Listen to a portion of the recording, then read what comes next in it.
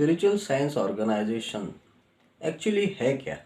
इसकी निर्मित क्यों हुई है? इसके पीछे के कारण क्या है?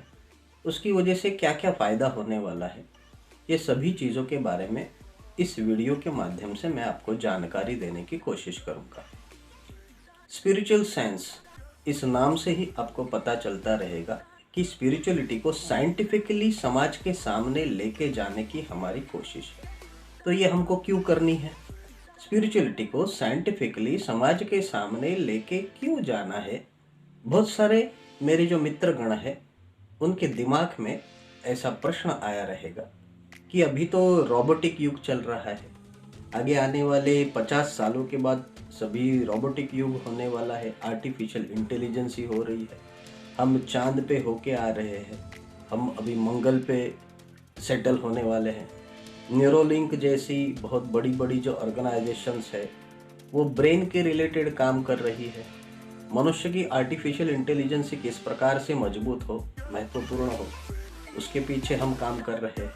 तो ये सब कुछ अगर हो रहा है तो इस बीच में स्पिरिचुअल साइंस ऑर्गेनाइजेशंस की ज़रूरत क्या है? आप अगर अपने भारत का इतिहास देखोगे, अगर विश्व का भी इतिहास देखते हैं, तो स्पिरिचुअलिटी को रिलीजियसली अभी तक सभी लोग समझ रहे हैं। जब तक मनुष्य समाज है तब तक धर्म तो रहने वाला है, तब तक भगवान भी रहेगा, ये तो आप मान के चलिए। अभी ये मैं कैसे बता रहा हूँ? अगर आप मास्लो की हायरार्की ऑफ नीड्स की जो थ्योरी देखते हैं तो उसके अंदर जो 5 स्तंभ है, जो 5 मेन स्टेजेस है, ये 5 स्टेजेस को छोड़ने के बाद 3 महत्वपूर्ण नीड है। एक है need of understanding, need of motivation, तीसरी है नीड ऑफ स्पिरिचुअलिटी। ये मैं नहीं बता रहा हूँ, ये मास्लो बता रहा है। अभी ये जो थ्योरी है, इस थ्योरी के माध्यम से अगर हम देखेंगे तो अगर रोबोटिक युग आता है आगे आने वाले 100 साल में, 200 साल में, हजारों सालों में, लेकिन धर्म रहेगा, भगवान रहेंगे।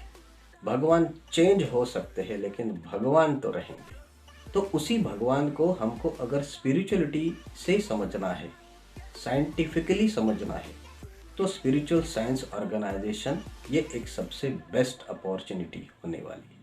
अभी प्रॉब्लम क्या है? अभी क्या चल रहा है कि जो भी रिलीजियस लोग हैं, हर एक व्यक्ति, हर एक धर्म अपने धर्म को नंबर 1 बनाने की कोशिश कर रहा है। हर एक धर्म, हर एक व्यक्ति अपने भगवान को नंबर 1 बनाने की कोशिश कर रहा है। अगर आप हिंदू धर्म में भी देखते हैं तो भी जो शिवा को मानते हैं वो विष्णु को नहीं मानते हैं। तो हमारे हिंदू धर्म में भी ऐसी बहुत सारी भ्रांतियां हैं, बहुत सारे प्रॉब्लम्स हैं। अगर आप क्रिश्चियनों का देखोगे तो वहाँ पे जीसस को मानने वाले मदर मेरी को नहीं मानते हैं, कोई मदर मेरी को मानता है तो कोई जीसस को नहीं मानता है। तो हर एक धर्म में भी उनके भी भगवान को नंबर 1 बनाने की कोशिश कर रहे हैं। अगर आप हरे राम हरे कृष्ण का जो कॉन्सेप्ट है उसको देखोगे तो श्री कृष्ण ही सब कुछ है। Means everybody are trying to make their god as a number 1। हर एक व्यक्ति अपने भगवान को नंबर 1 बनाने की कोशिश में लगा पड़ा है। अभी ये गलत है, सही है, ये सब प्रक्रिया में हमको जाना नहीं है। मेरा हमेशा रहता है कि what is required that we have to do, that we have to create. मेरा जो भी 20-22 साल का अध्ययन है, उस अध्ययन के माध्यम से मुझे ऐसा पता चला है कि हमको अभी स्पिरिचुअलिटी को साइंटिफिकली समाज के सामने लेके जाने की ज़रूरत है। तो क्यों है? क्योंकि हम लोग रिलीजियस स्पिरिचुअलिटी के माध्यम से स्पिरिचुअल साइकोज निर्माण कर रहे हैं। और जब ये स्पिरिचुअल साइकोज और भी ज़्यादा अग्रेसिव हो जाते हैं तो वो स्पिरिचुअल टेररिज्म को निर्माण करते हैं। स्पिरिचुअल टेररिज्म का जन्म स्पिरिचुअल साइकोस के माध्यम से होता है। धर्म परिवर्तन है, फिर से अपने धर्म में लेना है, ये सभी चीज़ें हमेशा चलती रही है और हमेशा चलती रहने वाली है। तो हमको स्पिरिचुअलिटी को समझना ज़रूरी है। भगवान को नंबर वन बनाने से अच्छा हम हर एक भगवान को समझना ये बहुत ही ज़रूरी है। You must need to understand the power of Yeshu, power of Allah, power of Shiva, power of Vishnu, power of Brahma. 33 crore जो भी देव है, भगवान है, जो भी मंदिर है, हर एक की पावर को समझना ज़रूरी है, ना कि उसको नंबर वन बनाने की कोशिश करना ये ज़रूरी है। स्पिरिचुअल साइकोस से हम क्या होते हैं कि हम उस भगवान के ऊपर डिपेंडेंट हो जाते हैं। और मेरा एक ही फॉर्मूला है, dependency won't give you development. अगर हम डिपेंडेंट हैं तो हम आत्मनिर्भर नहीं हो सकते हैं। Dependency will create fear. Dependency से आपके दिलो दिमाग में डर की निर्मित होती है। अभी का जो माहौल है, जो भी रिलीजियस स्पिरिचुअलिटी है, उस रिलीजियस स्पिरिचुअलिटी के माध्यम से समाज खंडित हो रहा है, विभाग पड़ रहे हैं, डिस्ट्रीब्यूशन हो रहा है, और ये अपने आगे आने वाले भारत के भविष्य के लिए, इस दुनिया के भविष्य के लिए बिल्कुल सही नहीं है। तो इसी के लिए स्पिरिचुअल साइंस स्पिरिचुअल साइंटिस्ट की फौज बनाना चाहता है।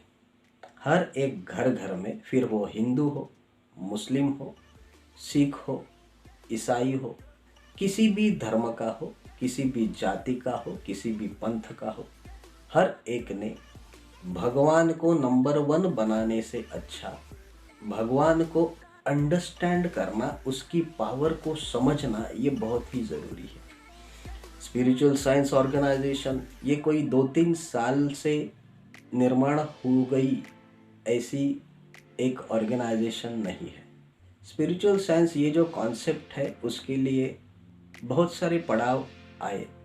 आप अगर देखोगे तो कम से कम 20-22 साल का रिसर्च एंड डेवलपमेंट के बाद स्पिरिचुअल साइंस ये हमारे भारत के लिए और पूरे के पूरे विश्व के लिए एक बहुत ही इम्पोर्टेंट सॉल्यूशन आप और मैं और मेरे सभी जो काउंसलर्स है, सभी जो शिष्य है, वो सभी मिलके हम कर सकते हैं। दोस्तों, मैं आपको ये बताना चाहता हूँ कि अगर स्पिरिचुअल साइंस ऑर्गेनाइजेशंस की डेवलपमेंट के बारे में, उसका जो कॉन्सेप्ट है, उसका जो मिशन है, वो आप अगर अच्छी तरीके से समझते हैं तो हम आगे आने वाला जो धर्म युद्ध है उसको रुका सकते हैं।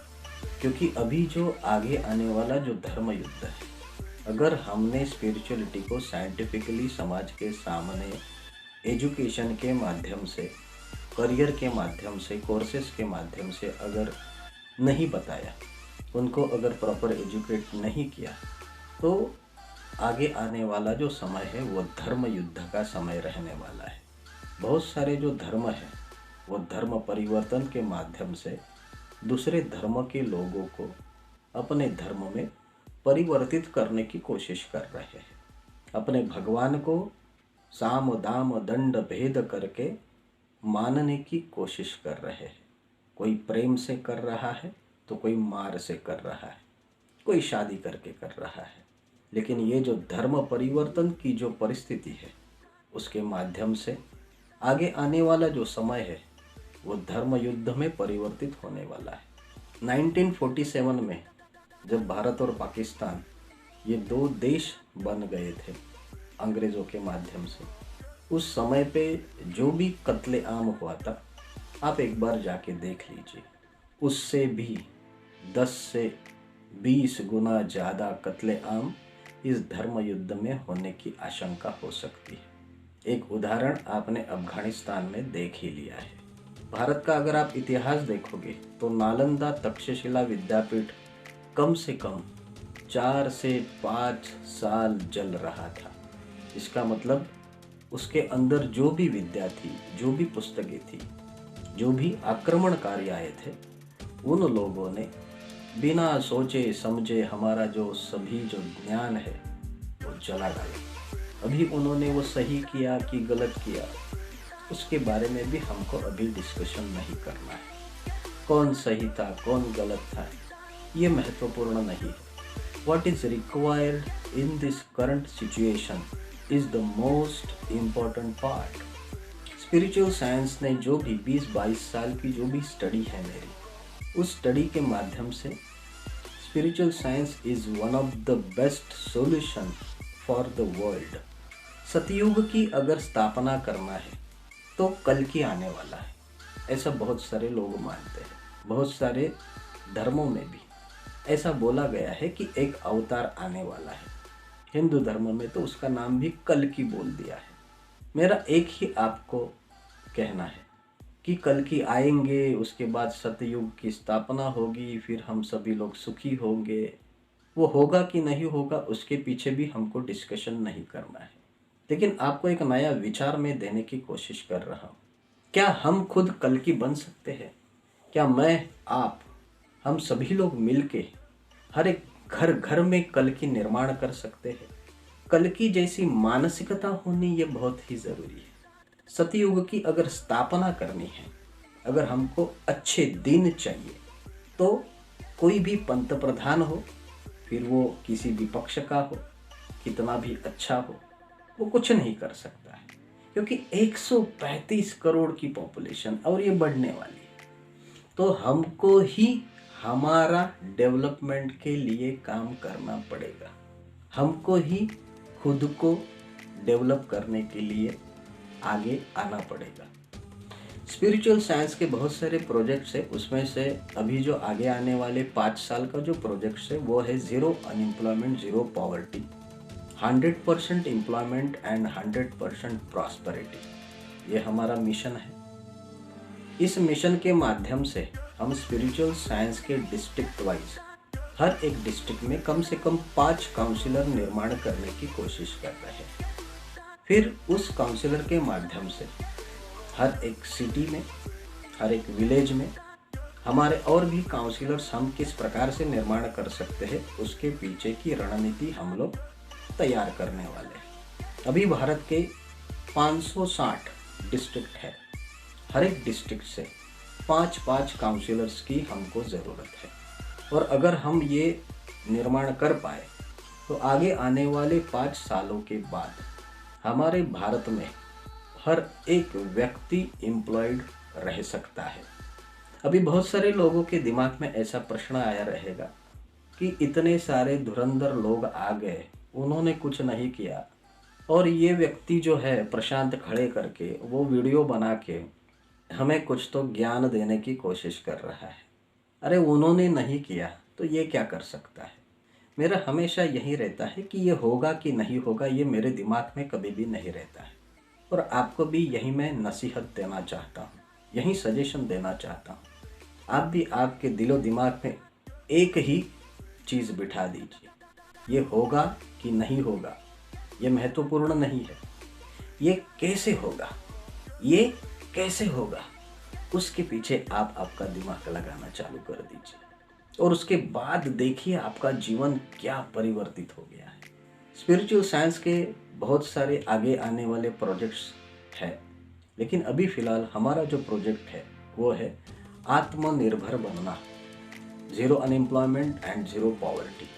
और स्पिरिचुअल साइंस के माध्यम से ये किस प्रकार से हम कर सकते हैं, इसकी पूरी की पूरी ट्रेनिंग आपको दी जाएगी। इसके शारीरिक, मानसिक और आर्थिक क्या क्या लाभ होंगे उसके बारे में आगे के भी जो वीडियोस है वो आप देखने की कोशिश कीजिए। और भी डिटेल में जानकारी चाहिए हमारे काउंसलर से आपको अगर बात करनी है तो जो भी नंबर दिया गया है उस नंबर पे फ़ोन कीजिए, हमारे काउंसलर्स आपके साथ बात करेंगे।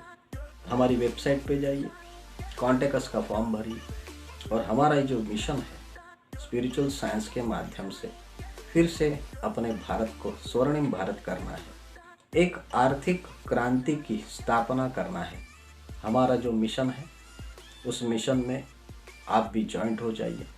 अभी क्रांति की ज़रूरत है, लेकिन कौन सी क्रांति चाहिए? तो एक ही क्रांति है और वो है आर्थिक क्रांति। फिर मिलते हैं दूसरा विषय लेके। तब तक नमस्कार, सुखी रहिए, आनंदी रहिए।